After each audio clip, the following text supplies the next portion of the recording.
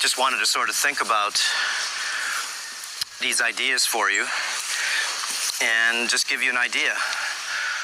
Why is there so much sexual deviance in this world? What would make a person be a predator for a girl of non-consent? Why would anybody do that in their right mind? Why? Okay, could it be possible? Remember, these are theories, but I've been working on parasites for the last 40 years, and these are the most devious, cunning, mind-controlling things that you could ever imagine, okay? Could it be possible that certain species of parasites, okay, their job is just to infect the uninfected? Okay, so what does that mean? Remember, parasites, I look at them as demons, archons.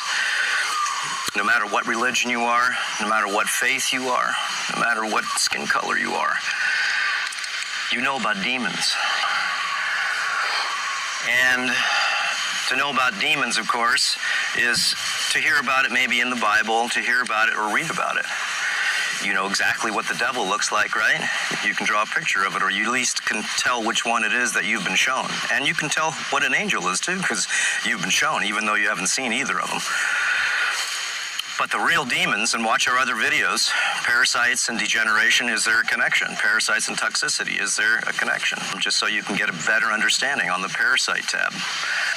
Could it be possible that once infected with these different types of parasites, not only do they want to infect others, but they also are a connection to, maybe you can call an antenna to another world that we can't see, but we know it's there, right? So think of these different parasites, or different, like I said, I like to call them demons. They have infected everybody to some form and degree. And if you think you don't have parasites, that's good. It just means that you believe in Santa Claus, too. The Tooth Fairy, okay, Easter Bunny. You believe in a lot of stories. Remember, parasites are real. Like I said, I've been studying these things for 40 years. Could it be possible that these parasites control the way you eat, control the way you feel, control the way maybe even you think, critical thinking? What do parasites do if they live in the body? Not only poop in the body, but they manipulate you.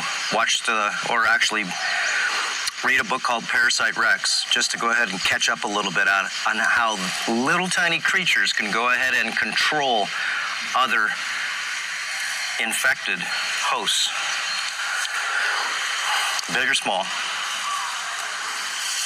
So could it be possible that sexual deviance, a lot of it has to do with parasitology, has to do with the, well,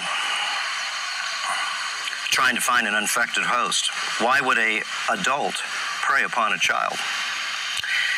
And you know that after they've done what they've done, they said, I was under the spell. I don't even know what I was doing. Just like eating a gallon of ice cream, right? I was under the spell. And when you're done, you're back to yourself and you feel sick. Is because why? You did something you didn't want to do, but something inside you in your body or mind made you do it. And you loved it while you were doing it. And then when you were done, you felt shame and guilt. Okay? It's hard to talk about these things here because, remember, the interdimensional world is a real world. We only see a tiny slice of the electrical magnetic spectrum, a tiny slice. Anyways, if we all understood, like before any politician or anybody of any authority would be able to be themselves, they must be dewormed, right? Dewormed. When you ever see a guy with a belly sticking out sideways this big, remember, I'm 63 years old. I'll show you again. Look, okay, 63, and I still have abs. Why? And I have a lot of testosterone, and I don't do stupid things with people I shouldn't. So you can't blame it on testosterone, because most of the people anyways don't have that much testosterone. So why do people do what they do, especially with sexual deviance? Man, could it be possible that even the sexual appetite that you have, I don't care if it's masturbation, watching porn, whatever it is a possession? And is it a possession that you benefit from? Maybe 24/7, or maybe most of the day. Maybe you have a lot of movies in your head about sexuality. Do you think that's normal, or do you think it's coming from your mind, or do you think it's coming from something else to give you those feelings? Remember, parasites not only feed off of food, blood, they poop in the body. So physiologically, they're not good, right? Forget about if they even, there's not a parasite that's good for you, just remember that. But when they colonize, okay, what do you think a person is when they gain body fat? Okay, that's an infestation of yeast, mold, fungus, candida, and it eats sugar. Remember, we've talked about this many a time. Eats sugar, processed foods, bunch of garbage food, bunch of things that it fuels itself with. And everything that's alive, remember, has an excrement waste product. Everything, no matter what it is. If it's alive, then it actually excretes something because it eats something. Think of the demons don't eat food, but they eat energy and motions, a lot of feelings.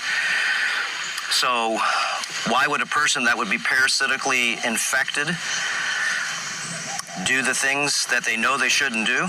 And I don't care if it's sexual deviance, like I said, I don't care what it is.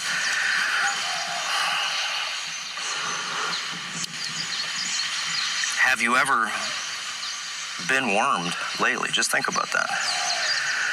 So if you knew that these parasites, and you can now change the word parasites for demons, remember, could it be possible that cancer is a parasite? Could it be possible? That's all, just questions. So every politician, if they want to go ahead and take, remember, everybody needs to be dewormed so we can remove these parasites, which are, you can call them reptilian. They don't have the DNA of us, and so they are foreign, they are aliens, okay? But they're not outside of the body, they're right inside the body. And they need a host, a person like us, okay, an animal or something, to be able to grab a hold, okay, of life. And then once they're in the system, and once they've manipulated themselves in, remember, every time you get sick, most likely you got a parasitic infection. And parasites are causing a lot of disturbance in the body, and you wind up having a sickness that you call, that you thought you caught it from your buddy. Maybe you did, parasitically. Very important to go ahead and keep up with anti-parasitic protocols. Just so you can find out more about yourself, is because if you've got a lot of different parasites inside you, your sexuality, your emotions, your feelings, I mean, just your productivity is not you. So if you really haven't gone through a lot of protocols, and it's just a little at a time, it's one slice at a time. Guys, there's lots to go ahead and clean up in your world. Lots. Parasites is just one section. Remember, detoxification. There's a lot of different ways to be able to detox your body, okay? Just of chemicals, pesticides, insecticides, herbicides, and fungicides. But the big problem is the parasites, especially if we knew that certain species are very effective. Think of it this way, okay? You've got a male Phaseolopsis buski, which lives in the liver, okay? It's a parasite, and it's a male, and it's looking for a female to replicate with. So it finds a female because the pheromones that it puts out come out of yourself, and the other parasite that's in someone else, they will be sexually attracted to one another. Is it because they love each other so much, or because they're interested in so much, or could it be possible that the pheromones pull that other parasite, the female, to the male, and then they do what they do, right? Swap and spit, whatever it is, guys, doesn't matter, okay? And after the infection,